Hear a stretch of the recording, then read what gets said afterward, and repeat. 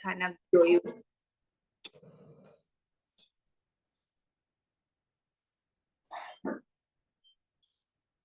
જે આપણે શ્રી કૃષ્ણ વાસુદેવના કથાનક સાથે જોડાયેલા જે પાત્રો હતા, ઢંઢણ કુમાર, ગજસ કુમાર, ઢંઢણ કુમારનું પણ થઈ ગયું ને આપણું, તે બાકી છે.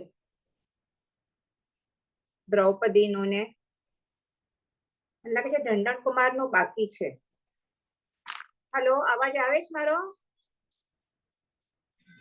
ઢંઢણ કુમારનું બાકી છે. બાકી છે, મને એમ કે થઈ ગયું ઢંઢણ કુમારનું.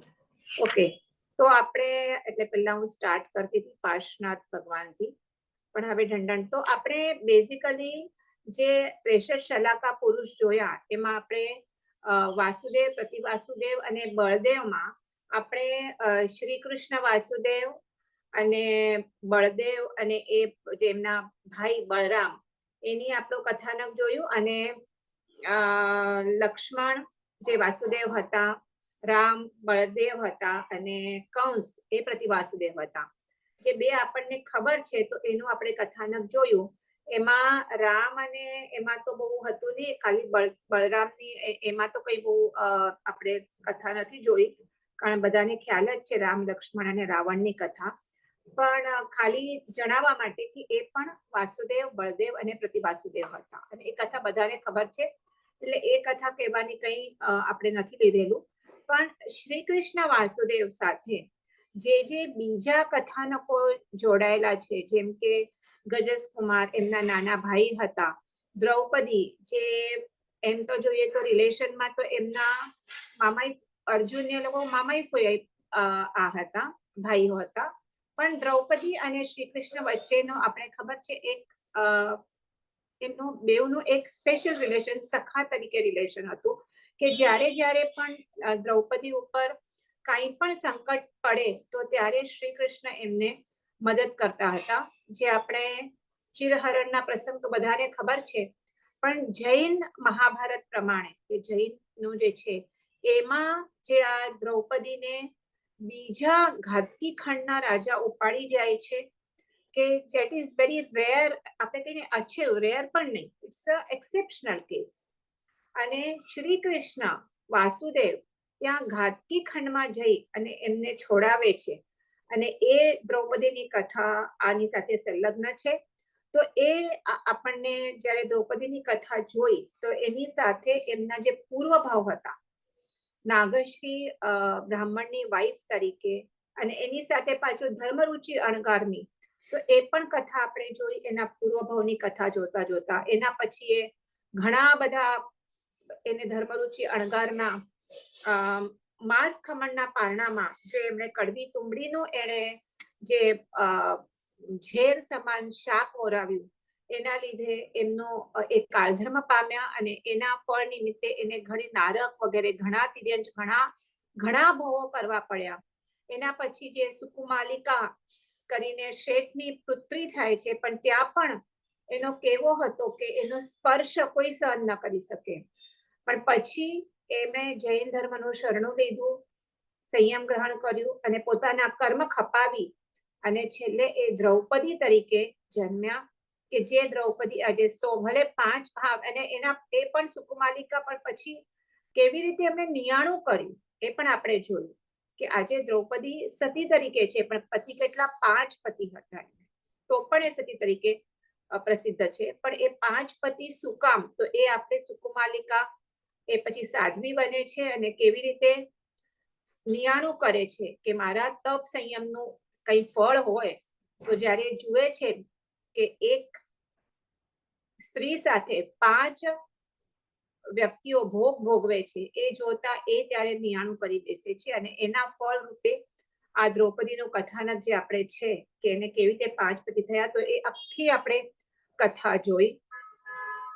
અને આપણે જોઈએ તો શ્રી કૃષ્ણના જે એમને જ્યારે ખબર પડે છે કે જ્યારે હવે આ દ્વારિકાને કોઈ દ્વૈપાયન ઋષિ જેનો શાપ હોય છે, કોઈ હવે બચાવી નથી શકવાનું, એનો શાપ હોય છે કે આ દ્વારિકા નગરીનું તો હું શું કરીશ, એને બાળી નાખવાનું છું. અને ત્યારે એ ઘણા બધા જણને કે હું તો વાસુદેવ હોવાથી એ સંયમ ગ્રહણ નથી કરી શકવાના, પણ જેને જેને પણ સંયમ ગ્રહણ કરવું હોય એને માટે એ અનુકૂળતા કરી આપે છે કે તમે કોઈ રિસ્પોન્સિબિલિટીના કારણે, કે તમારા ઘરમાં તમારા મા બાપની રિસ્પોન્સિબિલિટી છે, ફિનાન્શિયલ રિસ્પોન્સિબિલિટી છે, કે તમે જો એના માટે તમે સંયમ લેવા માટે અટકતા હો તો શું કરો, તમે સંયમ ગ્રહણ કરો, તમારી બધી જવાબદારી હું પૂરી કરીશ. ને આવી રીતે એમના નિમિત્તથી ઘણા, એટલે નિમિત્તથી એટલે એક તો એમના મોટિવેશનથી અને પ્લસ નોટ ઓનલી મોટિવેશન, એમનું જે પણ રિસ્પોન્સિબિલિટી હોય એ પણ એમણે પૂરી કરવા માટે તૈયાર થયા. ઘણા ઘણા આત્માઓએ સંયમ ગ્રહણ કર્યું. એમના ઘણા રાણીઓ, પુત્રોએ વગેરે પણ ઘણા સંયમ કર્યું. કોઈને એમણે અટકાવ્યું તો નહીં, ઉલટાનું મોટિવેટ કર્યા કે તમે તમારું આત્મકલ્યાણ કરો, કે જેનાથી આજે એમણે, મને લાગે છે એનાથી એમણે તીર્થંકર નામ કર્મ ઉપાર્જન કર્યું. તો એ બધી આપણે કથા જે જૈન આપણે કહીએ, મહાભારત કે કહીએ કે જૈન શ્રી કૃષ્ણ, આપણે ઓલું તો જે આપણે નોર્મલી જે એની બધી શ્રી કૃષ્ણની જે કથાઓ બચપણની એ બધાને ખબર છે, પણ આ જે આપણે જૈન દ્રષ્ટિથી જે કથાઓ આપણે જે છે એ જેટલી આપણે કવર કરી પોસિબલ હતું, મને ખ્યાલ હતી એટલી આપણે લાસ્ટ ટાઈમ કરી. અને છેલ્લે એમનું જ્યારે દ્વૈપાયન ઋષિની પાસે માફી માંગવા જાય છે ત્યારે કહે છે કે તમે અને બળદેવ બે છોડીને બીજા બધા લોકોનું શું થશે, બીજા કોઈને હું બધા જ બળીને મરશે. અને ત્યારે પછી એ જાય છે અહીંયા દ્વારિકાને આગ, સંયમ બધા વ્રત નિયમ વગેરે ચાલુ કરે છે દ્વારિકામાં, કે એના પ્રભાવથી એ નહીં બાળી શકે. 12 વર્ષ સુધી ચાલે છે. પણ પછી એક દિવસ એવો આવે છે કે જે દિવસે કોઈનું વ્રત નથી હોતું અને એ દિવસે દ્વૈપાયન ઋષિ બાળે છે. એને થાય છે કે એટલીસ્ટ હું મારા માતા પિતાને બચાવું, જ્યારે બળતી હોય છે ત્યારે. તો માતા પિતાને બચાવવા માટે રથમાં લઈને જાય છે, પણ એના ઉપર પણ બળતો બહાર ગેટ, જ્યારે નગરીમાંથી બહાર જતા હોય છે એ અને બલરામ પોતાના માતા પિતાને લઈને, તો બરાબર રથ ઉપર જ લાકડું પડે છે અને માતા પિતાને પણ બચાવી નથી શકતા એ બધું. અને પછી અંતે એમનું કેવી રીતે એમના જ ભાઈ જરાકુમાર ના નિમિત્તથી મૃત્યુ થાય છે. તો એ બધું આપણે શ્રી કૃષ્ણનું કમ્પ્લીટ કર્યું. અને શ્રી કૃષ્ણ સાથે નેમિનાથ ભગવાન જે એમના કઝિન બ્રધર હતા એ પણ આપણે બધું જોયું. એમનું કઝિન, એમના સગા કઝિન બ્રધર હતા અને એમની પાસે ગજસકુમાર એમના નાના ભાઈએ દીક્ષા લીધી. બીજા પણ ઘણા ઘણા આત્માઓએ એમની પાસે દીક્ષા લીધી. એટલે આ બધું આપણે એક ધારામાં જોઈએ તો ઋષભદેવ, પછી આપણે શાંતિનાથ, એમના પૂર્વભવ, મલ્લીનાથ એમના પૂર્વભવ, એ બધા આપણે સ્ટોરી કરતા કરતા નેમનાથ ભગવાનનું પણ આપણે કમ્પ્લીટ કર્યું. અને એક આ ઢંઢણકુમારનું રહી ગયું છે, એ હમણાં લઈ લઈએ. હું પણ ભૂલી ગઈ હતી, મને એમ કે ઢંઢણકુમારનું થઈ ગયું છે. કારણ દ્રૌપદીની સ્ટોરી બહુ મોટી ચાલી એટલે મેં કીધું ઢંઢણકુમાર હતા. એ પણ જ્યારે આના શ્રી કૃષ્ણના જે, એ પણ શ્રી કૃષ્ણના પુત્ર જ હતા ઢંઢણકુમાર. અને ઢંઢણકુમારે પણ જ્યારે નેમનાથ ભગવાન જ્યારે આવે છે દ્વારકામાં અને એમની એ દેશના સાંભળે છે, દેશના સાંભળી અને ઢંઢણકુમારને પણ વૈરાગ્ય લાગે છે. એ આવી અને પોતાના સ્વજનો પાસેથી, પોતાના માતા પિતા પાસેથી રજા લઈ અને દીક્ષિત થાય છે. જ્યારે દીક્ષા લે છે ત્યારે એ એક અભિગ્રહ કરે છે કે જ્યારે હું ગોચરી માટે જઈશ તો મારા લબ્ધિથી જ્યારે મને ગોચરી મળશે ત્યારે જ હું લઈશ. એના એટલે બીજાના લબ્ધિથી જે પણ ગોચરી મળશે એ ગોચરીનો હું આહાર નહીં કરું.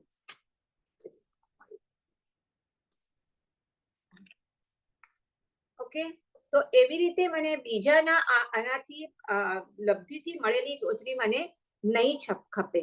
અને આવી રીતે પ્રતિજ્ઞા કરી અને એ જાય છે ગોચરી લેવા માટે. ગોચરી લેવા માટે જાય છે, પણ પૂર્વભવનું જે એમનો અંતરાય કર્મ હશે એના લીધે એમને ક્યાં પણ ગોચરી મળતી નથી. એટલે એ પાછા ફરીને પૂછે છે પ્રભુને કે રાજપુત્ર છે, શ્રી કૃષ્ણ મહારાજાના પુત્ર છે, બરાબર છે, વાસુદેવના પુત્ર છે અને એ મુનિ થયા છે. પણ તો પણ એમનું અંતરાય કર્મ એવું હોય છે કે એ શું કરે છે, એમને કોઈ ગોચરી આપતું નથી. એટલે એ આવી અને પ્રભુને પૂછે છે, નેમનાથ પ્રભુને, કે કયા પ્રકારના કર્મયોગથી મને ક્યાં પણ ગોચરી મળતી નથી, કેમ કોઈ મને ભિક્ષા નથી આપતું. તો ત્યારે પ્રભુ તો કેવલ જ્ઞાની સર્વજ્ઞ પરમાત્મા છે, એટલે એ એમનો કહે છે કે પૂર્વ ભાવમાં મગધ દેશમાં તું એક પારાશર નામે કુળપુત્ર હતો અને જે રાજ્યમાં જે ખેતી કરાવવાની હોય એ ખેતી તું કરાવતો હતો અને ખેતી કરાવવા માટે he has to hire બળદગાડા અને એ બળદગાડાને હાંકવા માટે ખેડૂત અથવા તો એના પોતાના તાબામાં હળ, ત્યારે તો ટ્રેક્ટરને તો હતા નહીં એ જમાનામાં, હળ અને હળને કોણ બળદ જોડેલા હોય અને એ જોડી અને શું કરે, એ ખેતી કરાવે. તો એની પાસે 500 હળ ચાલતા હતા અને એક હળને ચલાવવા માટે ખેડૂત જોઈએ, પોતે તો ન ચાલે ને, ઓલો ખેડૂત કરે ને ઓલા આગળ જતા જાય ને અંદર ઓલો શું થાય, જે અનાજ હોય વાવતા જાય. તો આવી રીતે એ ખેડૂત ખેતર ખેડતા હતા અને આપણે ખબર છે કે પહેલાના જમાનામાં શું લંચ ટાઈમ થાય ત્યારે એમનું ભાતું આવે, પછી એ ખેડૂત પણ થોડી વાર શું કરે, ઓલા જે બળદ હોય એમને છોડે, એમને પણ થોડી વિશ્રાંતિ આપે, ચારો વગેરે આપે, પોતે પણ થોડું ભાતું વગેરે ખાય અને પછી પાછું કામ ચાલુ કરે. તો હવે આ શું કરે પારાશર, જ્યારે એ ભાતું આવે ત્યારે એ લોકોને છોડે નહીં, એટલે શું કરે, હજી એક રાઉન્ડ કરો, હજી એક રાઉન્ડ કરો, એવી રીતે એ હળનો બે એમને એ આજ્ઞા કરે કે તમે હજી સુધી કરો. એટલે શું થાય, બધાને ભૂખ તો લાગી હોય એટલે 500 એની પાસે 500 ગાડા હોય છે, હળ હોય છે, એટલે એના 500 ખેડૂત એ અને એક હળ ઉપર બે બળદ, એટલે ટોટલ કેટલા થયા, 500 અને 1000, એટલે 1500 જીવોને એ શું કરે છે, ખોરાક ખાવા માટે એ અંતરાય પાડે છે.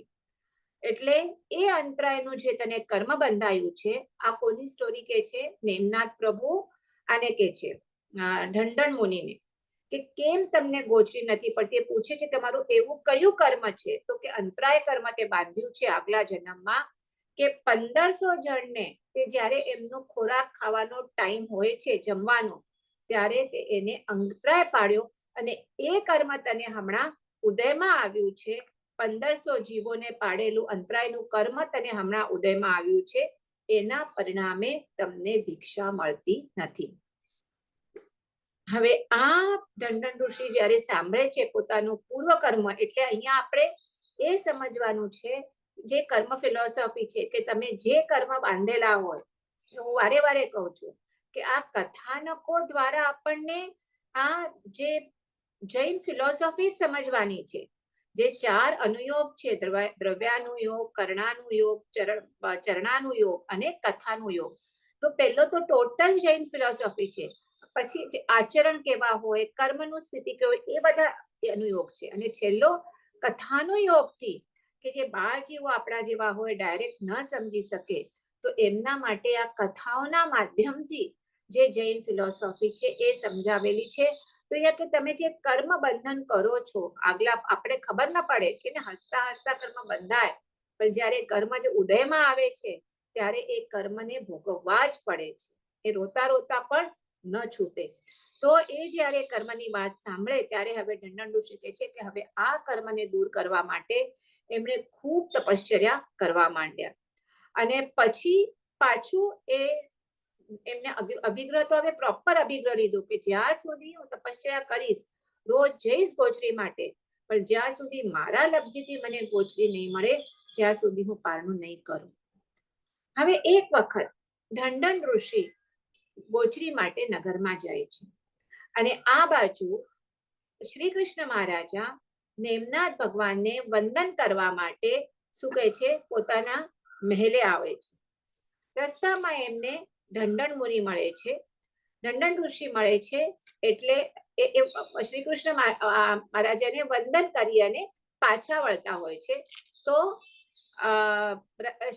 એમને શ્રી કૃષ્ણ સોરી મેં શું કીધું, શ્રી કૃષ્ણ મહારાજા નેમનાથ ભગવાનનું વંદન કરીને પાછા વળતા હોય છે અને રસ્તામાં આ ઢંઢણ મુનિ એમને મળે છે. એમના પુત્ર છે, સંયમ ગ્રહણ કરેલું છે ઓબ્વિયસલી, એટલે એ નીચે ઉતરે છે પોતાના રથમાંથી અને એમને વંદન કરે છે રથમાંથી કે હાથી ઉપર જ્યાં બેસેલા હોય.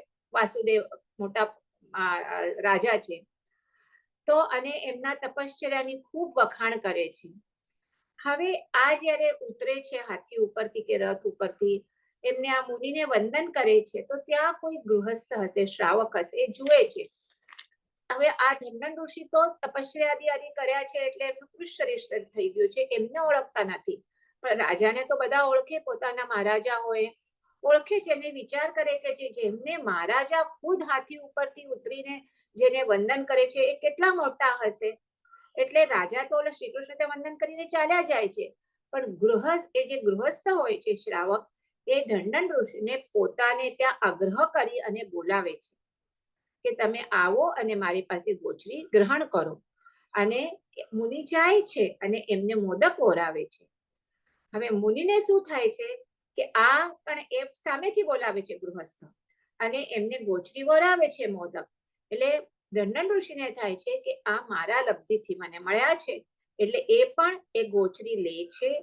અને પણ એક મેં કીધું એવો આચાર હોય એક કે તમે ક્યારે પણ ગોચરી લઈને આવો તો પહેલા શું હોય, એ ગોચરી કોને બતાવવાની હોય, એમના જે ગુરુ હોય એમને પહેલા બતાવવાનું હોય. એટલે એ જાય છે અને પ્રભુને બતાવે છે કે હવે જુઓ આ ગોચરી છે એ મને મારા જ લબ્ધિથી મળી છે, તો હવે હું આ વાપરી શકું. પ્રભુ તો કેવળ જ્ઞાની છે, એમને તો ખબર છે કે આ ગોચરી કેવી રીતે મળી છે, કે ઓલો ગૃહસ્થ જેણે એમને વોરાવ્યું છે એ શું છે, એણે આ શ્રી કૃષ્ણ મહારાજા એને વંદન કરે છે એટલે ગોચરી વોરાવી છે. તો એ કે છે કે આ તમારા લબ્ધિથી નથી મળી, કે શ્રી કૃષ્ણ વાસુદેવના પ્રભાવથી તમને આ ગોચડી મળી છે. તો તરત ઢંઢન એમના મનમાં જરા પણ એવો ભાવ નથી આવતો કે માંડ મને મળી છે અને એ પણ નહીં મને મારા લબ્ધિથી નહીં, જરા પણ આવો ભાવ નથી આવતો. તરત એ પ્રભુને કહે છે કે ના, તો આ ભિક્ષા હું નહીં વાપરું, હું આ હવે નથી નહીં વાપરું તો એ તો શું કરે, બીજાને આપી તો ન શકે, તો કે એ મને હવે પરઠાવવું પડશે. પરઠાવવું ખબર છે ને, કે કોઈ પણ નિર્દોષ જગ્યા હોય, નિર્દોષ એટલે કે જ્યાં જીવ જંતુ ન આવી શકે એવા જગ્યાએ જઈ પ્રભુની આજ્ઞા મેળવે છે અને કે હું ત્યાં પરઠાવી આવું.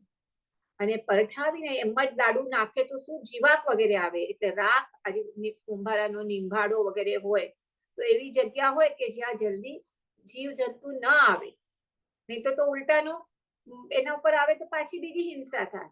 એટલે ત્યાં રાખ લઈ અને લાડુને ચોળી અને પરઠાવા જાય છે.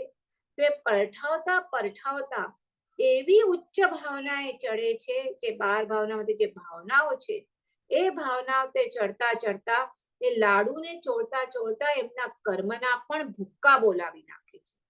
અને ઓલું એમનું અંતરાય કર્મ તો જાય છે, પણ સાથે બીજા પણ જે 3 ઘાતી કર્મ, મોહનીય કર્મ, જ્ઞાનાવરણીય, દર્શનાવરણીય અને અંતરાય સંપૂર્ણપણે નાશ પામે છે અને ત્યાં એ કેવળ જ્ઞાન, કેવળ દર્શનને પ્રાપ્ત કરે છે.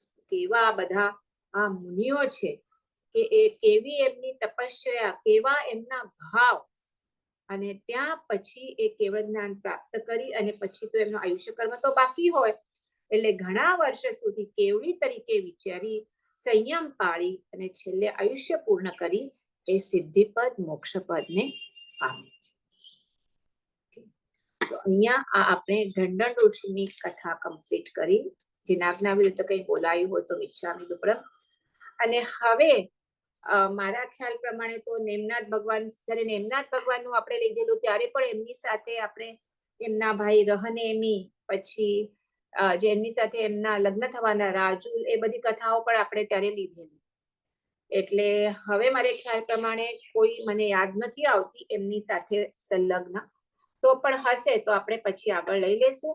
હમણાં હવે આપણે જઈએ નેમનાથ ભગવાન પછી પાર્શ્વનાથ પ્રભુ પછી.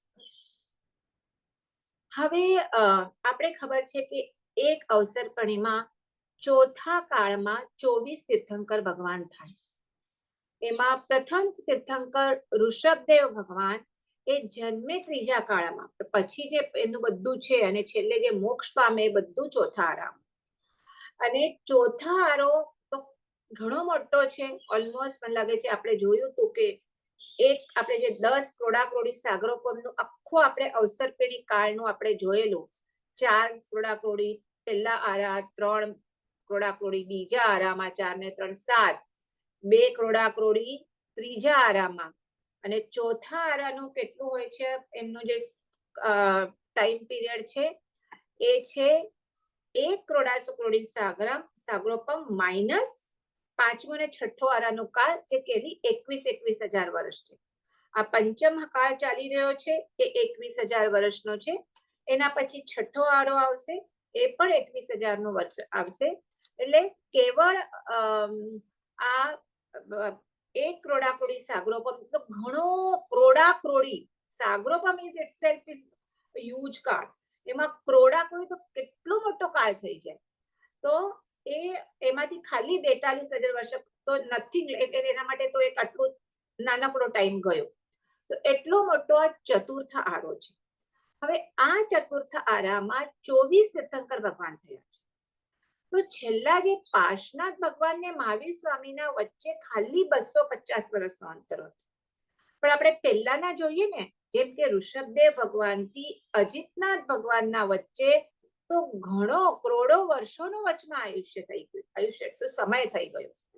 એટલે ઋષભદેવ ભગવાન મોક્ષે ગયા પછી ઘણા સમય પછી અજિતનાથ ભગવાન થયા. અજિતનાથ ભગવાન મોક્ષે ગયા પછી ઘણા સમય પછી સંભવનાથ ભગવાન થયા. એટલે પહેલાના જે ભગવાન હતા એમના વચ્ચેના જે બે તીર્થંકર પરમાત્મા વચ્ચે કોઈ તીર્થંકર પરમાત્મા નથી થયા. ઘણો કાળ એમ જ હતું. પછી ઓફકોર્સ એમના બધા ગણધર ભગવાન કાળ કર્યા પછી ગીતાર્થ આચાર્ય ભગવાન વગેરે હોય, એટલે એમનું શાસન તો ચાલુ રહે એ ભગવાનનું. પણ બે તીર્થંકરના વચમાં ઘણો મોટો કાળ હતો. અને વચ્ચે તો એક તીર્થંકર ને બે વચ્ચે મને એક્ઝેક્ટ યાદ નથી, આખું વચમાં શાસન જ ઓલું થઈ ગયું. પરંતુ આપણે જોઈએ 23મા તીર્થંકર અને 24મા તીર્થંકર, એટલે કે પાર્શ્વનાથ અને મહાવીર સ્વામી વચ્ચે કેવળ 250 વર્ષનો ફરક છે. એટલો ઓનલી 250 years. અને આમ જોવા જઈએ તો મહાવીર સ્વામીનું પણ ઓલમોસ્ટ આ ચતુર્થ આરો પતવા આવે, અમુક 4-4.5 વર્ષ જ બાકી હોય અને એના ત્યારે એ મોક્ષે પામે આ ચતુર્થ આરાને સંપૂર્ણ થવા માટે. અને આપણે એમની હાઈટ પણ જોઈએ તો એમની હમણાં જે છે 7 ફૂટની, એમનું આયુષ્ય પણ 72-72 વર્ષનું હતું. એટલે because now it was just ચોથા આરાના અંતે મહાવીર સ્વામી થયા, 5મા આરાના સ્ટાર્ટિંગ, એટલે તરત સ્ટાર્ટ થયું 4-4.5 વર્ષ પછી. એટલે પછી શું થયું, જેમ જેમ તીર્થંકર આગળ થતા જાય છે એમ બે તીર્થંકર વચ્ચેના સમય ઓછો થતો જાય છે, જે પહેલા કરોડો વર્ષનો સમય હતો. બરાબર ને, ખ્યાલ આવે છે ને? તો હવે આપણે પાર્શ્વનાથ ભગવાનના સમયના એમ તો છે અમુક એમના પણ સાધુઓનું વગેરે નામ છે, પણ એટલા બધા પ્રોમિનન્ટ સ્ટોરીઝ નથી. જે આપણે પાર્શ્વનાથ ભગવાન જ્યારે જોયું ત્યારે એમના જે 10 ભાવ મેન તો કમઠ અને મરુભૂતિનું, જે એમનું પાર્શ્વનાથ ભગવાન સુધી એ એમનું ચાલે છે. બે સગા ભાઈઓ અને એમનું કેવી રીતે આખી વેરની પરંપરા ભાઈઓમાં, જે છેલ્લે જ્યારે પાશ કુમાર હોય છે ત્યારે એ કમઠ હોય છે. અને બધું આપણે કવર કર્યું 10 ભાવનું. પણ બીજા એમના કોઈ પ્રોમિનન્ટ એવી કથાઓ મને હમણાં ખ્યાલ નથી આવતી. પણ પછી પાર્શ્વનાથ ભગવાનના જે શું કહેવાય, એમના પટધર, એટલે કે જેમ મહાવીર ભગવાન કાળધર્મ પામ્યા પછી એમના પાટે એમના પંચમ ગણધર સુધર્મા સ્વામી આવ્યા. એ આપણે જોશું મહાવીર સ્વામી જ્યારે આવશું ત્યારે 11 ગણધર આવ્યા હતા, પણ એમના પટધર તરીકે સુધર્મા સ્વામી કહેવાય. આજે પણ પાઠ કોની કહેવાય? સુધર્મા સ્વામીની. બીજા ગૌતમ સ્વામી આપણે કહીએ પણ પાઠ સુધર્મા સ્વામી. તો એવી રીતે પાર્શ્વનાથ ભગવાન પછી એમના પદ્ધર શુભગત થયા, પછી બીજા પદ્ધર હરિગત થયા, ત્રીજા પદ્ધર સમુદ્રસુરી એટલે એમના પછી અને ચોથા પદ્ધર કેશી સ્વામી થયા. તો એ કેશી સ્વામી અને ગૌતમ સ્વામી એ સમકાલીન હતા. અને ત્યારે તો આજે આપણે જે હમણાં લેવાના છીએ એ આ કેશી સ્વામી અને ગૌતમ સ્વામીનો વચ્ચેનો સંવાદ, એ જે ટોપિક છે એ આપણે હમણાં લેશું, શોર્ટમાં જ લેશું. તો એ ક્વાઇટ આપણે કહીએ તો હિસ્ટોરિકલ ફેમસ છે આ બેઉનો જે સંવાદ છે એ. તો એ શું સંવાદ હતો? એમ તો 12 ક્વેશ્ચન આન્સર્સ છે એમના વચ્ચે, પણ જે મુખ્ય જે ક્વેશ્ચન્સ હતા એનું જે શું હતો સંવાદ, શેના માટે થયો, શું હતું એનું શું કહેવાય એને વિષય શું હતો એ આપણે હમણાં જોશું. તો તમે સમજ્યા એવી રીતે, બરાબર સમજ્યા કે ખાલી બેઉના વચ્ચે 250 વર્ષ જ ડિફરન્સ છે. એટલે જનરલી જે તીર્થંકર પરમાત્મા કાળધર્મ પામે અને બીજા તીર્થંકર ભગવાન સુધી એમનું શાસન ચાલે, બરાબર.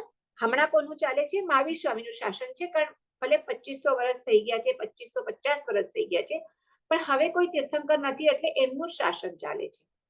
તો 250 વર્ષ પૂર્વે થયા ત્યારે એના પહેલા કોનું શાસન હતું? પાર્શ્વનાથ ભગવાનનું.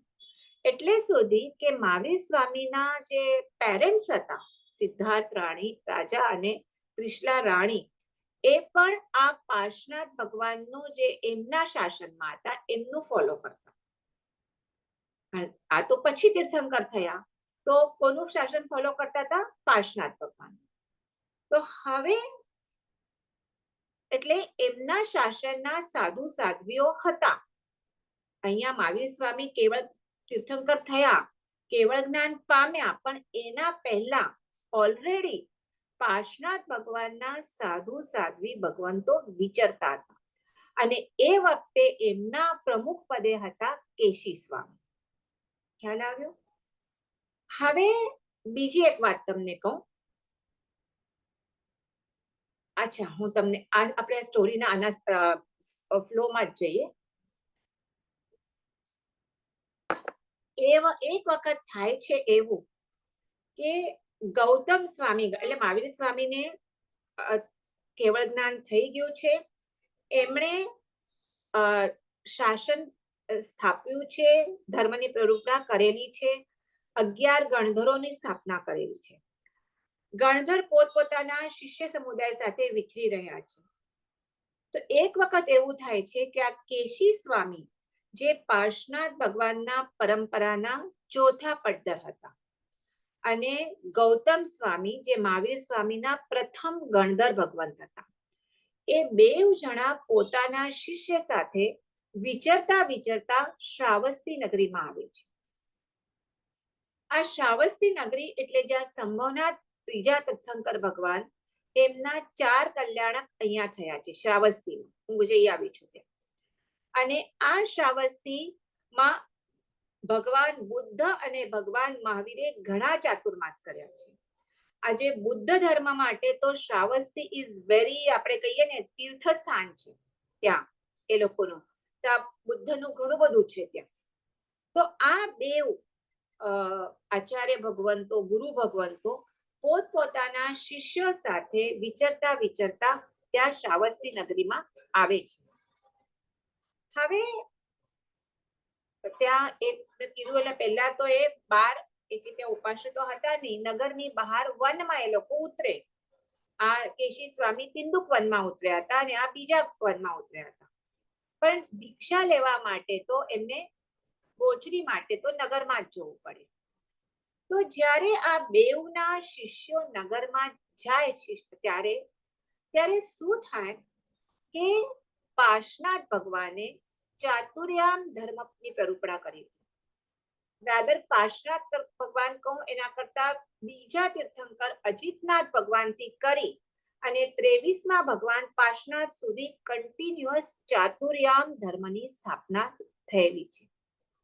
અને એમના શિષ્યોને સફેદ કપડા જ પહેરવા એવું કોઈ એમને બાધ નહોતું. એ કોઈ પણ રંગના કોઈ પણ ટાઈપના કપડા પહેરી શકે. તો હવે આ લોકો ગોચરી માટે નીકળે. કોણ? પાર્શનાથ ભગવાનના શિષ્ય. અહીં મહાવીર સ્વામી ભગવાનના પણ શિષ્યો, ભલે ગૌતમ સ્કંદના શિષ્યો, પણ એમના ગુરુ તો મુખ્ય ગુરુ તો પરમ ગુરુ તો મહાવીર સ્વામી, એમના શિષ્યો પણ ગોચરી માટે નીકળે.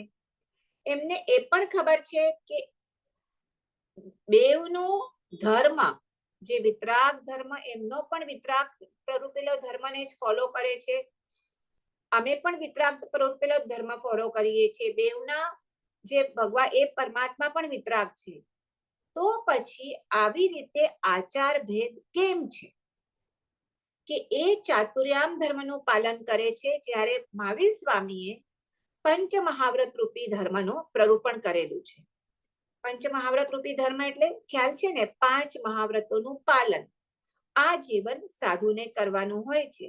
અહીં સંપૂર્ણ અહિંસા, સત્ય, અચૌર્ય, સંપૂર્ણ બ્રહ્મચર્ય અને અપરિગ્રહ. આ આપણે દીક્ષા કહી, આ 5 મહાવ્રતનું પારણ કરવાનું હોય છે.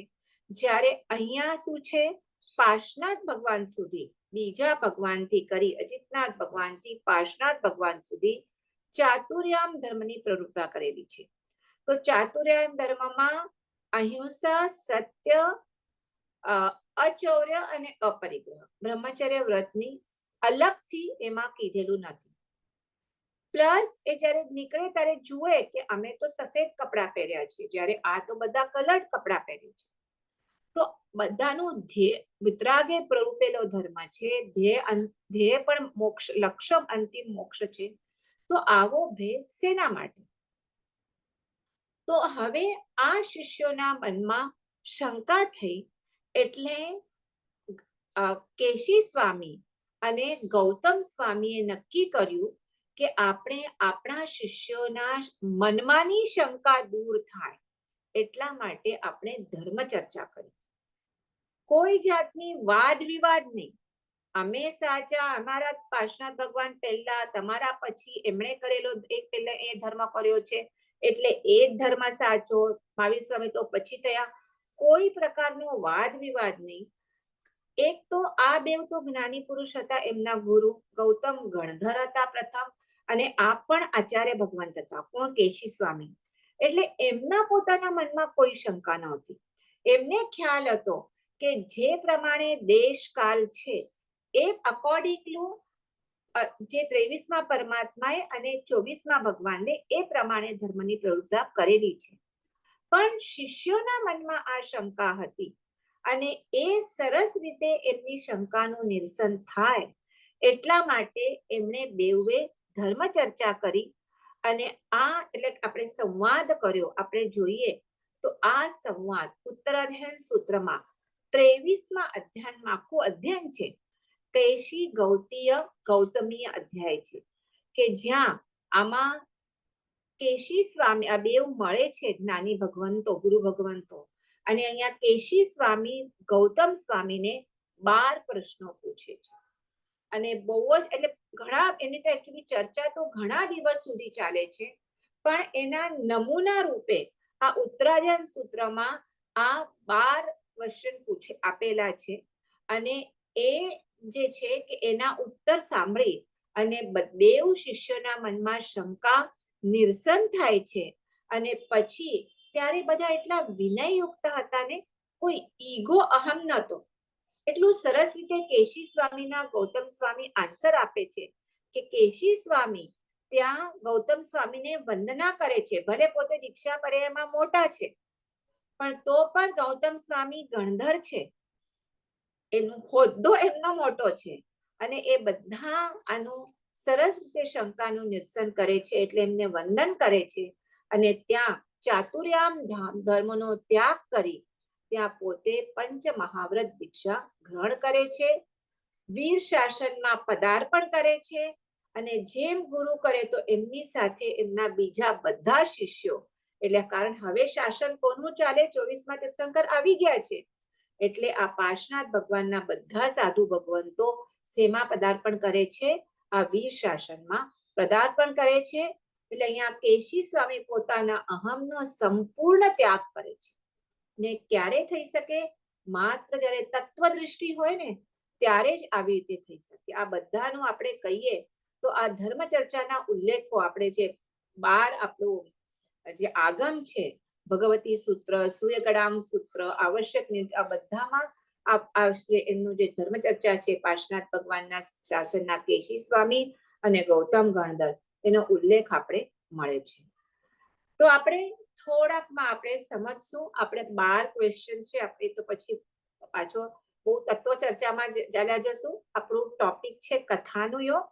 તો આપણે જેટલું કહું છું ને, કથા ટાઈપ જેટલું આપણું, એટલે તમને પણ બોર કે ઓલું ના થાય વધારે ફિલોસોફિકલ, એટલા બે તો ક્વેશ્ચન સીધા જ છે. એક તો આ બ્રહ્મચર્ય વ્રત કેમ નથી એમાં ઇન્ક્લુડ કરેલું ચતુર્યામ ધર્મમાં, અને કપડા કેમ બધા રહી, એ 2 ક્વેશ્ચન, અને બીજા 1-2 ક્વેશ્ચન નું આપણે જોઈ અને પછી આપણે આ કેશી ગૌતમ અહીંયા કમ્પ્લીટ કરશું. તો એક તો આપણે જોઈએ, હા, તો એમણે આ શું કર્યું? આ તીર્થંકર દેવ જણાએ નક્કી કર્યું કે આપણે ધર્મ ચર્ચા કરીએ. તો એમના ધર્મ ચર્ચામાં પણ જ્યારે ખબર પડે છે ત્યારે કેવળ એમના શિષ્યો જ નહીં, પણ બીજા પણ ઘણા લોકો એ ધર્મ ચર્ચા સાંભળવા આવે છે. આ બધો ઉલ્લેખ આપણે ઉત્તરાધ્યાન સૂત્રમાં 23માં અધ્યાયમાં મળે છે કે ગૃહસ્થો આવે છે અને ઘણા લોકો કુતૂહલથી આવે છે કે શું એ જવાબ આવશે. પછી આકાશમાં અદ્રશ્યપણે દેવો પણ આવે છે, વ્યંતર, ગંધર્વ, રાક્ષસ, કિન્નર વગેરે આ બધું વર્ણન આપે છે. અને આ બંને મહાપુરુષો કોઈ પણ જાતની મતાગ્રહ વિના કેવળ શાસનના હિત માટે કે અહીંયા કોઈને મિસઅન્ડરસ્ટેન્ડિંગ ના થાય એના માટે આ ચર્ચા ચાલુ કરે છે.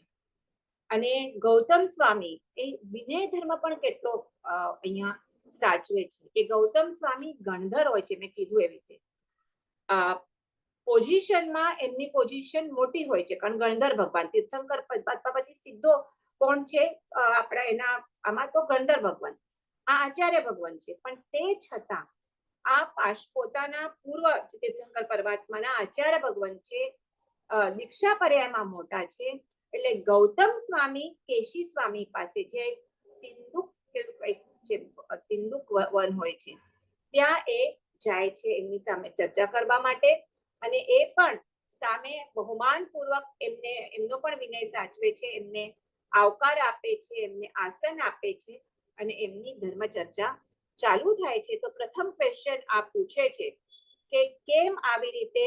સૌથી પ્રથમ પ્રશ્ન પૂછે છે કે કેશી સ્વામી ગૌતમ સ્વામીને કે પાર્શ્વનાથ ભગવાને 4 મહાવ્રત ચાતુર્યામ ધર્મની વાત કરી, જ્યારે મહાવીર સ્વામી ભગવાને પંચ મહાવ્રત ધર્મની વાત કરવી, પ્રવર્તન કરવી. અને બેઉ સર્વજ્ઞ છે, તો આ ભિન્નતા શું કામ? કે સાધ્ય તો બંનેનું એક જ છે. શું છે? મોક્ષ પ્રાપ્તિ કરવાનું. તો આ ભિન્નતા શું કામ છે? તો અહીંયા ગૌતમ સ્વામી કે છે કે પ્રથમ, હવે આ સમજવાનું છે કે જે પ્રથમ તીર્થંકર એટલે ઋષભદેવ સ્વામી, આ વાત મેં પહેલા પણ ઘણી વખત કરી છે, મે નોટ બી ઇન કથાનો યોગ, પણ જે આપણે પહેલા જે અલગ ટોપિક્સ લીધેલા કે આપણે આપણા જે જૈન દર્શનના જે ટોપિક્સ લીધેલા એમાં આ વાત આપણી થઈ છે કે પ્રથમ તીર્થંકર એટલે કે ઋષભદેવ વખતના જે જીવો હતા એ કેવા હતા? સરળ હતા પણ જડ હતા, જડ અને રુજુ હતા. બરાબર છે?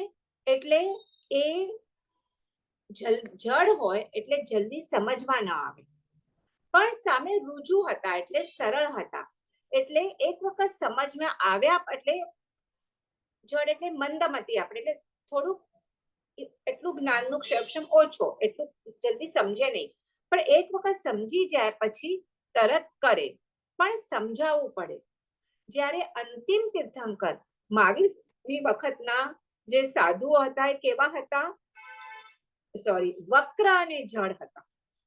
બરાબર છે? એટલે જડ હતા એટલે ભૂલ કરે, એમને ખ્યાલ ના આવે કે અમારાથી ભૂલ થઈ ગઈ છે, અને જો સમજાવીએ કે ભાઈ તારી આ ભૂલ થઈ ગઈ છે, તો ઓલા પ્રથમ તીર્થંકરના સાધુઓ તો સરળ હતા એટલે સમજાવ્યા પછી તરત સમજી લે.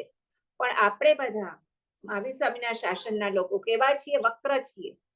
તરત આર્ગ્યુમેન્ટ્સ કરીએ સામે કે આ આમ નહીં ને આમ, એનું શું કરે પાછું, મને આમ હતું ને એટલા માટે મેં એટલે સામે આર્ગ્યુમેન્ટ્સ કરી. પણ જે વચ્ચેના 22 તીર્થંકરના જે સાધુઓ ભગવાન એ કેવા હતા? એ સરળ પણ હતા અને બુદ્ધિમાન પણ હતા. એટલે થોડુંક કહીએ તો તરત એનો આશય પકડી લે કે શું આશય છે, અને જો ભૂલ થાય તો તરત એક્સેપ્ટ કરી લે. એટલે કારણ એ એક તો બુદ્ધિમાન હતા અને સરળ હતા, એટલે સરળ હોવાથી જો ભૂલ થાય તો તરત એને એક્સેપ્ટ કરી લે. પણ આ મહાવીર સ્વામી શાસનના જે સાધુઓ શ્રાવકો કેવા છીએ? વક્ર. એટલે વક્રને સમજાવવા માટે પણ વધુ સમય લાગે. ઘણા તો શું ઇન્ટેલિજન્ટ હોય, સમજ પડે, પણ તો પણ વક્ર હોય. એટલે આજે એમનું જે સાધુનો આચાર હોય એ પ્રથમ તીર્થંકરના ભગવાનને સમજાવવા માટે ટાઈમ લાગે, કારણ જડ હતા. પણ વચલા 22 તીર્થંકરના સાધુઓને જેનો સાધુનો આચાર, જે સાધ્વાચાર છે, એ સમજાવવા માટે ઈઝી હતો, અને સમજ્યા પછી એ તરત પાલન પણ તરત કરે. અને અંતિમ તીર્થંકરના સાધુ જડ અને વક્ર હોવાથી એમને સમજાવવું પણ મુશ્કેલ, અને સમજ્યા પછી એમનું સ્વચ્છંદ, એમનો આગ્રહ કે ના આમ નહીં ને આમ જ છે, એટલે પછી એ બેવ તીર્થંકરના સાધુઓની જે આચાર છે, એટલે એક બાજુ આ 22 તીર્થંકર ભગવાનના સાધુઓનો આચાર, અને એક બાજુ આ પ્રથમ અને અંતિમ તીર્થંકર ભગવાનના સાધુઓના આચારમાં આ ડિફરન્સ આપેલો છે. હવે પ્રથમ ક્વેશ્ચન શું પૂછ્યું હતું કે 4 ના, હા 2, એટલે બેવ છે. હવે આપણે વસ્ત્ર કરીએ, આ ચાર મહાવ્રતનું પછી આપણે લઈએ. તો પ્રથમ જે વસ્ત્રનો બોધ છે કે એમને કેમ કલર્ડ વસ્ત્રની છૂટ આપી છે, અને અહીંયા કેમ સફેદ, એટલે અહીંયા કીધેલું છે કે બે જ ટાઈપના અહીંયા ધર્મ છે. કોને? મહાવીર સ્વામીના જે સાધુ હોય એ અચેલક ધર્મ પાળતા હતા, જ્યારે વચ્ચેના તીર્થંકરના સાધુઓ એ કેવું સચેલક. તો વોટ ઇઝ ધ ડિફરન્સ અચેલક અને સચેલક ધર્મની? સોરી, સચેલક એટલે, એક મિનિટ તમને કહું, અચેલક એટલે અલ્પ માત્રામાં, એટલે અલ્પ માત્રામાં અથવા તો જીર્ણ થયેલા કે અલ્પ મૂલ્યવાળા વસ્ત્રો પહેરે. અચેલકનો મીનિંગ એ થાય. અચેલક એટલે અલ્પ માત્રામાં અથવા તો જીર્ણ થયેલા કે અલ્પ મૂલ્યના વસ્ત્રો પહેરે. ઓર બીજો અર્થ પણ થઈ શકે, અચેલક એટલે નો વસ્ત્ર, ચેલક વસ્ત્ર, નો વસ્ત્ર, એમ પણ અર્થ થઈ શકે. શેમાં? એટલે મહાવીર સ્વામીના સાધુઓને અચેલક ધર્મનું પાલન કરવાનું હોય છે, એમણે એ ધર્મ પ્રવર્તાવ્યો. જ્યારે પાર્શનાથ ભગવાને સાંતરોત્તર અથવા તો સચેલક ધર્મ પ્રવર્તાવ્યો, કે જેમાં ગમે તે રંગના, ગમે તે પ્રમાણના, ગમે તે મૂલ્યવાળા જે જોઈએ એ વસ્ત્રો એ પહેરી શકે. વસ્ત્ર માટે કોઈ નિયમ પ્રતિબંધ હતો નહીં. હવે એમણે શું કીધું? પરમાત્માએ એટલું જ કીધું કે તમને સંયમ ગ્રહણ કર્યા પછી અનાસક્ત ભાવે રહેવાનું છે. અનાસક્ત ભાવ એટલે કોઈ પર પણ આસક્તિ નહીં. એટલે આ જો આસક્તિ નહીં એટલે એ કોઈ પણ વસ્ત્ર પહેરે તો પણ એમને એ વસ્ત્ર ઉપર આસક્તિ નથી રહેવાની. જ્યારે અહીંયા તો મહાવીર સ્વામીએ શું કામ સફેદ વસ્ત્ર કીધા? કે આપણે જનરલી આપણે આ કલર્ડ વસ્ત્ર હોય તો એના ઉપર આપણે ગમે ને, પણ સફેદ હોય તો you don't have to any choice, just you have to wear the white clothes. આજે પણ આપણે જોઈએ છીએ ઘણા ઠેકાણે સફેદ વસ્ત્ર પહેરાવવામાં આવે છે. જેમ કે તમે નમ્ર મુનિના આમાં જાઓ, સત્સંગમાં જાઓ, રાકેશભાઈના સત્સંગમાં જાઓ, તો ત્યાં સફેદ વસ્ત્ર પહેરે છે, કે બેઝિકલી એ જ કે તમારી જે વસ્ત્ર પ્રત્યે આસક્તિ હોય એ આસક્તિ તમારા આત્મકલ્યાણનો તમે જે પણ કરી રહ્યા છો એમાં વચ્ચે ન આવે. પણ અહીંયા પાર્શનાથ પ્રભુના જે શિષ્યો હતા એમનો તો પરમાત્માએ એટલે જ ઉદ્દેશ આપ્યો કે તમે અનાસક્ત ભાવે રહો, બસ એમના માટે એટલો ઉપદેશ કાફી હતો. એ પછી ગમે એ વસ્ત્રો પહેરે એમને એના ઉપર આસક્તિ આવવાની જ નહોતી. પણ અહીંયા મહાવીર સ્વામીના જે શિષ્યો હતા એમને ખાલી અનાસક્ત ભાવે એટલું જો સરળ રીતે કહીએ તો એ એમના ભેજામાં ઉતરતું નહોતું, એ વક્ર અને જડ હતા. એટલે એવા જ સાધુઓ માટે પ્રભુએ અચેલક ધર્મ પ્રવર્તાવ્યો. બધાને ક્લિયર થઈ ગયું? ઓકે, તો હવે આ એક કીધું કે ગૌતમ સ્વામી કહે છે કે કેવડી ભગવંતે કેવળ જ્ઞાનમાં જાણીને કહ્યું કે જેમને જે જે સાધન ઉચિત હોય એની અનુમતિ આપી. કારણ અહીંયા વસ્ત્ર એ સાધ્ય નથી, એ સાધન છે. તમારા આત્મકલ્યાણમાં એ શું છે? સાધન છે. એટલે આ ઉપકરણ વેશ સંબંધી આપણે વચ્ચે 22 તીર્થંકરના સાધુઓમાં કોઈ પ્રતિબંધ નથી, પણ પ્રથમ અને 24ના તીર્થંકરના સાધુઓ માટે આ વસ્ત્ર ઉપર પ્રતિબંધ બતાવેલો છે. એ માત્ર જે પ્રભુ ચેન્જ કર્યો, પાર્શનાથ ભગવાનથી મહાવીર સ્વામી ખાલી 250 વર્ષ પછી થયા, પણ જે એમણે ચેન્જ કર્યો એ માત્ર ને માત્ર આ પોતાના શિષ્યોના કલ્યાણ માટે એમણે આ ચેન્જ કર્યો છે. બાકી ફાઇનલ લક્ષ્ય તો મોક્ષ પ્રાપ્તિનું એ જ છે. તો અહીંયા એક બીજું એક એમણે કીધું છે કે જે આ સાધુનો વેશ હોય એ સાધુનો વેશ માટે પણ 3 પ્રયોજન. શું કામ? એક તો લોકોની પ્રતીતિ માટે. આપણે રસ્તામાં જતા હોઈએ અને અહીંયા સફેદ કપડા, રજોહરણ હાથમાં લીધું છે, પાત્રા લીધા છે, તો આપણે તરત ખ્યાલ આવે કે આ જૈન સાધુ જઈ રહ્યા છે. So you can properly differentiate between the sadhu and ગૃહસ્થ. તો એક તો એ પ્રયોજન છે. બીજો પ્રયોજન છે સંયમના નિર્વાહ માટે. જે એમનું રજોહરણ છે, પાત્રા છે, એ ગોચરી માટે. રજોહરણ છે એ શેના માટે? કે જીવદયા માટે.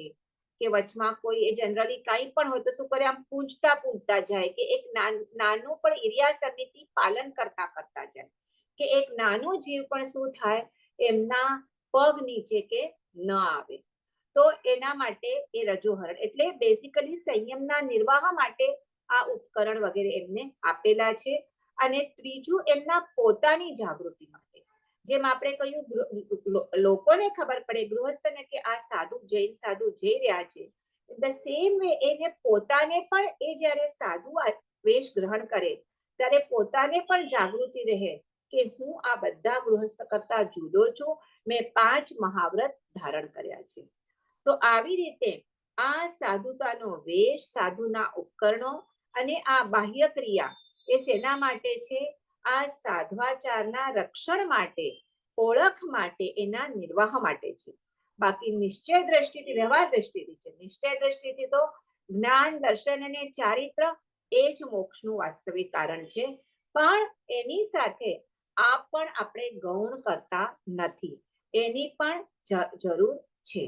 પણ એ આ વસ્ત્રનું વિધાન શું છે? ફાઇનલી બાહ્ય સાધન છે, પણ શેના માટે? જે આ અંતર જ્ઞાનાદિ, જ્ઞાન, દર્શન, ચારિત્ર છે એને પોષવા માટે છે, એને મદદરૂપ થવા માટે છે.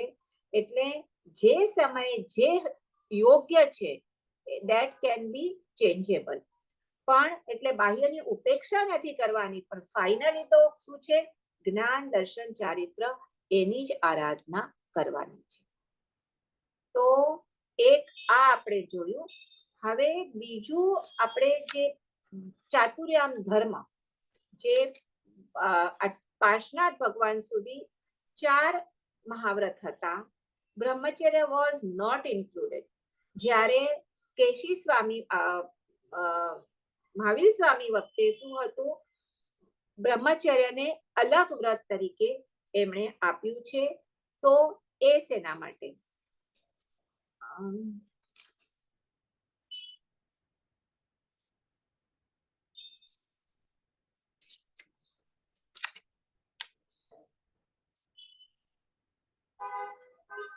ચલો હું તમને એમ જ કહું.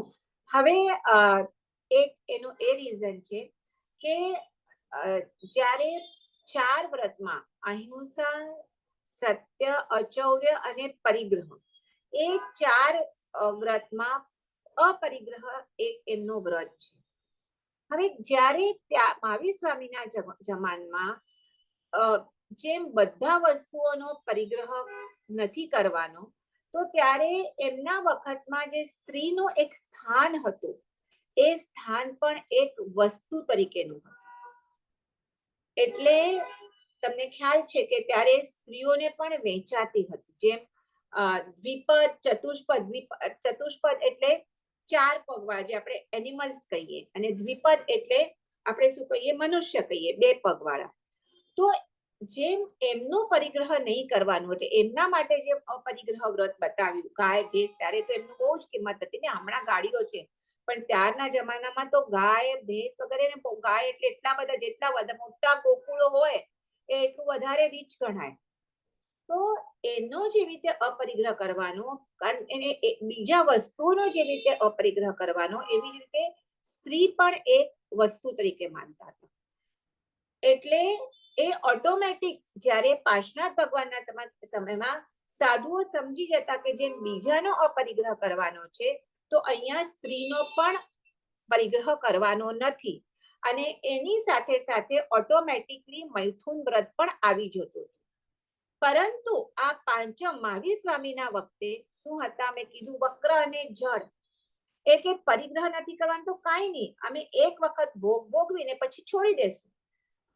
એટલે આવા વક્ર અને જળ હોવાથી એમણે શું કર્યું? આખું બ્રહ્મચર્ય વ્રત જ અલગ કર્યું કે તમે સ્ત્રીનો પરિગ્રહ તો નથી કરવાનો, પણ મૈથુન વ્રત પણ, બીકોઝ દે વેર વક્ર અને જળ, એમના માટે આ બ્રહ્મચર્ય વ્રત અલગથી પ્રભુએ આ 5 મહાવ્રતમાં એમાં ઇન્ક્લુડ કર્યું. એટલે આવી રીતે આ 2 ક્વેશ્ચન્સ હશે કે કેમ પાર્શ્વનાથ ભગવાનના સ્વામીના વખતે ચાતુર્યામ ધર્મ અને અહીંયા કેમ 5 મહાવ્રત, કે તમને સ્ત્રીનો પરિગ્રહ જ નથી કરવાનો. પણ સ્ત્રીનો પરિગ્રહ હોય તો શું થાય? મૈથુન આવે, પણ મૈથુનનો જ ત્યાગ કરવાનો. પરિગ્રહ પણ નથી કરવાનો અને મૈથુનનો પણ ત્યાગ કરવાનો છે. એટલે આ બ્રહ્મચર્ય વ્રત ઉમેર્યું.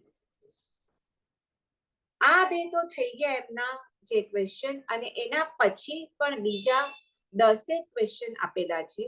તો એમાંથી આપણે ખાલી હમણાં 1-2 ખાલી લઈ લેશું અને પછી કમ્પ્લીટ કરશું.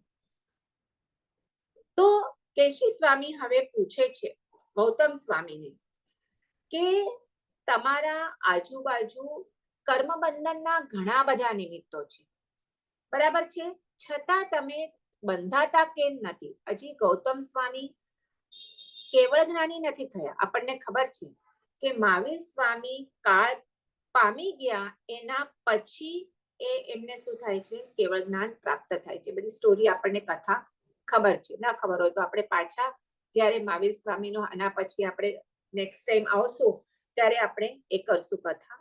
પણ ગૌતમ સ્વામીને મહાવીર સ્વામીના હયાતીમાં તો કેવળ જ્ઞાન નથી, એટલે હજી એમના કર્મ બંધન છે, ઘાતી કર્મ બંધન છે. તો એ કહે છે કે તમારા આટલા બંધનના નિમિત્તો આજુબાજુ હોવા છતાં પણ તમે કેમ બંધાતા નથી? કેમ મુક્ત થઈને ફરો છો? અને બીજું પૂછે છે કે બંધન તમે કોને કહો છો? તો ત્યારે ગૌતમ સ્વામી એનો આન્સર આપતા કહે છે કે તીવ્ર રાગ અને દ્વેષ આદિ અને પુત્ર પરિવારનો જે સ્નેહ છે, એ બંધનનું, કર્મ બંધનનું કારણ છે. શું?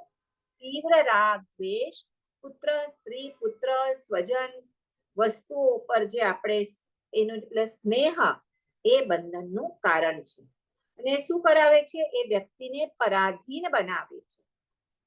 એટલે અહીંયા મેન 2 પ્રકારના બંધન બતાવ્યા, રાગ અને દ્વેષ. કારણ આપણે જે સંસારી જીવો હોય આપણને પ્રત્યેક સમય કા રાગ થતો હોય કા દ્વેષ થતો હોય, અને એ નિમિત્ત એની રાગ દ્વેષની ઉત્પત્તિનું નિમિત્ત શું હોય? કા વસ્તુ હોય, કા વ્યક્તિ હોય, અને કા એ વખતની પરિસ્થિતિ હોય. તો પછી પૂછે છે કે આ બંધનથી કેવી રીતે મુક્ત રહી શકો? કે તમે આજે અરિહંત થયા નથી. અરિહંત એટલે બેઝિકલી કે સર્વઘાતી કર્મ ક્ષય થયા નથી, તો પણ તમે બંધન મુક્ત કેવી રીતે રહી શકો છો? કોણ? કેશી સ્વામી ગૌતમ સ્વામીને પૂછે છે. હવે હું પાછું કહું છું, આ બધા સવાલ જવાબ જે એની ધર્મ ચર્ચા છે એ આજે કલર ક્લોથ્સની કે ચાતુર્યાગ ધર્મ કે પંચમહાવ્રત ધર્મ, આ બેવ જ્ઞાની પુરુષો છે.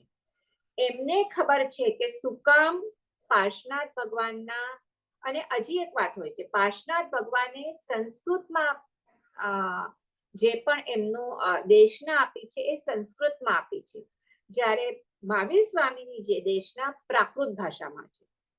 તો આ શું કામ ભેદ હતો એ આ જ્ઞાની પુરુષો સમજે છે, પણ એ કહે છે પોતાના શિષ્યોના મનમાં જે એમને ખ્યાલ આવે છે કે આ શંકા થઈ છે એ દૂર કરવા માટે આ આખો સંવાદ છે.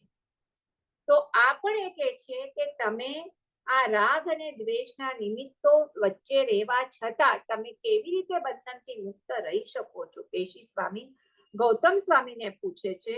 તો એ કહે છે કે ગૌતમ સ્વામી કહે છે કે શાસ્ત્રના બતાવ્યા મુજબ આજ્ઞા પ્રમાણે વર્તી અને હું આ બંધનથી મુક્ત રહી શકું છું. તો શું કરું છું કે હું સતત આત્મભાવનાઓ વડે અસંગતાનો અભ્યાસ કરું છું. આત્મભાવનાઓ એટલે જે આપણે 12 ભાવનાઓ શીખ્યા છીએ, બરાબર? સંસાર ભાવના, અનિત્ય ભાવના, અશરણ ભાવના, એકત્વ ભાવના, અન્યત્વ ભાવના, અશુચિ ભાવના, ખ્યાલ છે ને? 12 ભાવના અને 4 મૈત્રી, કરુણા, મુદિતા, ઉપેક્ષા, એ 4 ભાવના. તો આ જે 16 ભાવનાઓ છે એ ભાવના ભાવી અને સાથે જ્ઞાતા દ્રષ્ટા ભાવ રાખીને, સાક્ષી ભાવ રાખીને, એટલે આ 16 ભાવના સાથે અસંગતાનો અભ્યાસ અને સાથે જ્ઞાતા દ્રષ્ટાનો અભ્યાસ એ કરી અને શું થાય? આ બધા ઉપાયો શાસ્ત્રમાં બતાવ્યા છે. તો એ પ્રમાણે હું વર્તી અને હું મને મારી જાતને કર્મ બંધનથી બચાવું છું. કે મારા જે મારી આ ભાવનાઓ, હું સૌથી અસંગ એટલે સૌથી જુદો છું, હું કોઈ સાથે એકત્વ કરતો નથી, બરાબર છે? એ પ્રમાણે હું રહી આત્મ ભાવના ભાવી અને મારી જાતને બચાવું છું. પછી બીજો ક્વેશ્ચન કરે છે હજી એક. કેશી સ્વામી પૂછે છે કે તમે પેલા તો પૂછે છે કે અગ્નિ કયો છે? તો અગ્નિ તો કશાય છે, કારણ અગ્નિમાં તમે જેમ ઈંધણ નાખો એમ અગ્નિ શું વધારે ઓલું થાય. તો અહીંયા કશાયને અગ્નિ કીધો છે, કારણ કશાયમાં તમે જેમ એમ વધારે ને કશાય તમારું કશાય થતો જાય. તો આ કશાય રૂપી અગ્નિને કેવી રીતે શાંત કરો છો? અચ્છા, આ મેં લીધું. ચલો બીજો પણ છે. હા, ઠીક છે, ચલો. તો અહીંયા તો એ કે છે કે આ અગ્નિને શું કીધું છે? સર્વભક્ષી કીધું છે. શું કે છે? કશાય રૂપી અગ્નિને તમે કેવી રીતે શાંત કરો છો? તો અહીંયા કહે છે કે અગ્નિને સર્વભક્ષી કીધું છે, એટલે કે જે પણ તમે અગ્નિમાં નાખો એ બધું બળીને ખાક થઈ જાય, કોઈને છોડતું નથી. એમ ક્રોધાદી કશાય પણ કેવા છે? અગ્નિ સમાન છે. એ મનને બાળે છે, તીવ્ર વિકલ્પો સંતાપ આવતા મન બળે છે, શરીર પણ બળે છે, હૃદયને પણ બાળે છે. તો આ શું છે? આ અગ્નિ કશાય એ અગ્નિ રૂપે છે. તો એને તમે કેવી રીતે ઠારો છો? તો અહીંયા ગૌતમ સ્વામી કહે છે કે તીર્થંકર પરમાત્માનું મુખારવિંદ જોઈ અને હું મારા કશાય અગ્નિને ઠારું છું. કે કેવા છે તીર્થંકર દેવનું મુખારવિંદ? કે મહામેઘ જેવું છે.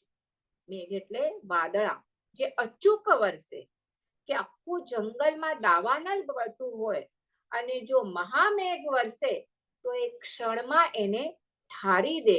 એવી રીતે તીર્થંકર પરમાત્મા મુખારવિંદમાંથી કે અનરાધાર દેશના વર્ષે છે. પરમાત્મા ત્યારે પોતે હાજર છે અને એમના મુખમાંથી અનરાધાર જે દેશના વર્ષે છે, શુદ્ધ જળ વર્ષે છે. અને એ શુદ્ધ જળ એટલે શુદ્ધ જ્ઞાન, એ જે શુદ્ધ જળ છે એમાં હું તરબોળ થઈ જાઉં છું અને કષાય, મારા કષાયોને એ શુદ્ધ જળથી શું કરું છું, હું ઠારું છું. તો આવી રીતે ઘણા બધા ક્વેશ્ચન પૂછે છે. હજી એક આપણે લઈ લઈએ અને પછી બસ કરીએ. એ એક ક્વેશ્ચન પૂછે છે, ક્યાં કર્યું આ પણ હું તો બહુ શોર્ટમાં કર્યું, આમ કરવા જઈએ તો આને પણ ઘણું મોટું છે.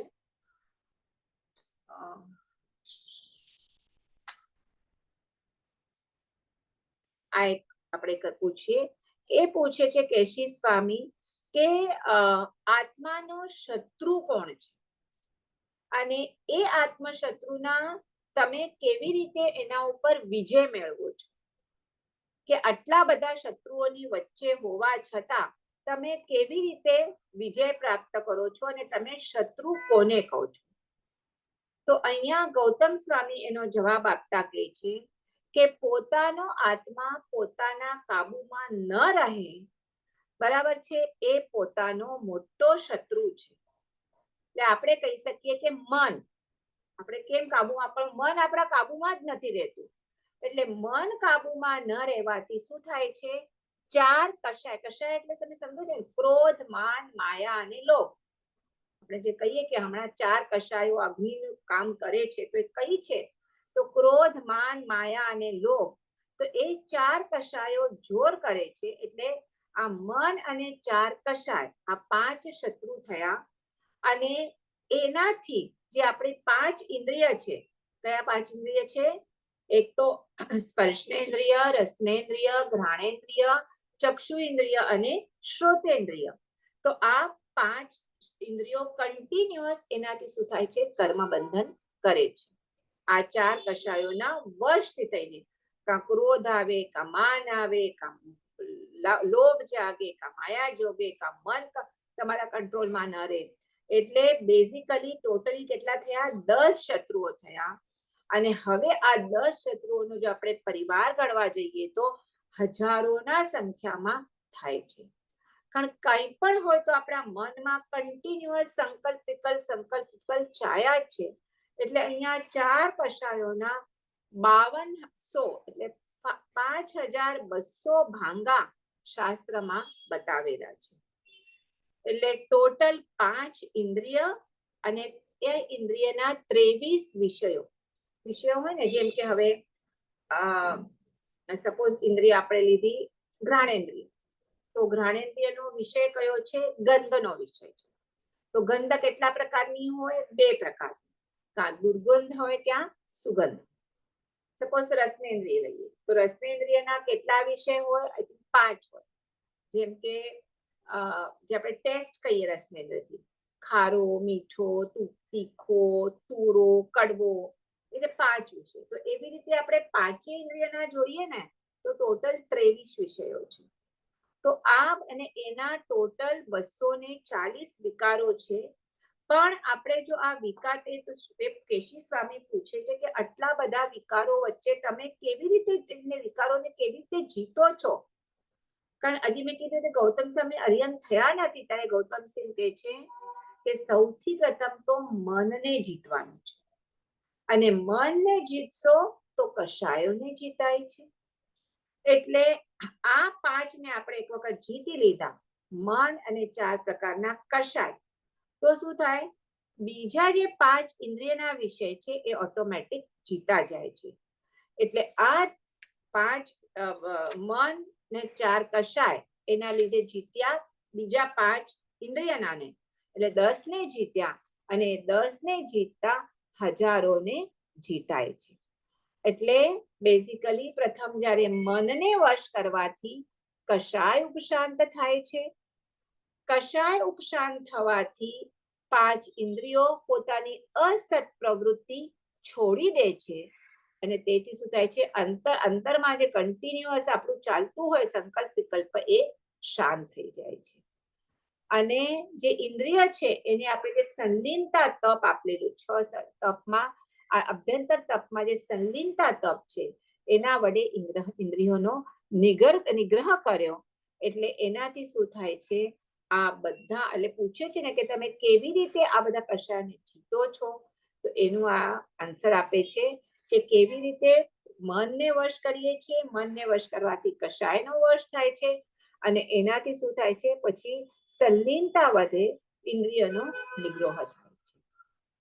તો આવી રીતે આપણે જોઈએ તો હજી પણ આમ તો ઘણા ક્વેશ્ચન્સ છે, એમના 12 ક્વેશ્ચન છે, પણ બધી વધારે ને વધારે ફિલોસોફી છે જેમાં આપણે આ ક્લાસમાં તો આપણે જોવું નથી. તો અહીંયા બીજી મેં 1-2 કથાઓ લીધેલી, પણ મને લાગે છે આપણે નેક્સ્ટ ટાઈમ જ લેશું, થોડા 4 થવા આવ્યા છે. તો આજે જીનાજ્ઞા વિરુદ્ધ કંઈ બોલાયું હોય તો મિચ્છામી દુક્કડમ. તો આજે આપણે આ પાર્શ્વનાથ ભગવાનનું પણ આજે કેશી સ્વામી એટલે એ પણ શ્રી કૃષ્ણ ભગવાનનું મહારાજાના વખતનું બાકી હતા, એ ધન્વંતરિ ઋષિની કથા કમ્પ્લીટ કરી, પાર્શ્વનાથ ભગવાનનું કેશી સ્વામી અને ગૌતમ સ્વામીનો સંવાદ કમ્પ્લીટ કર્યો. અને હવે મને લાગે છે નેક્સ્ટ ટાઈમથી આપણે મહાવીર સ્વામીથી સ્ટાર્ટ કરશું, છેલ્લા અંતિમ તીર્થંકર, જેમાં આપણે ઘણી કથાઓ આવશે. We will start from ગણધર. 11 જે ગણધર ભગવાન છે એ કેવી રીતે ગણધર ભગવાન તરીકે એમને સ્થાપન કર્યું.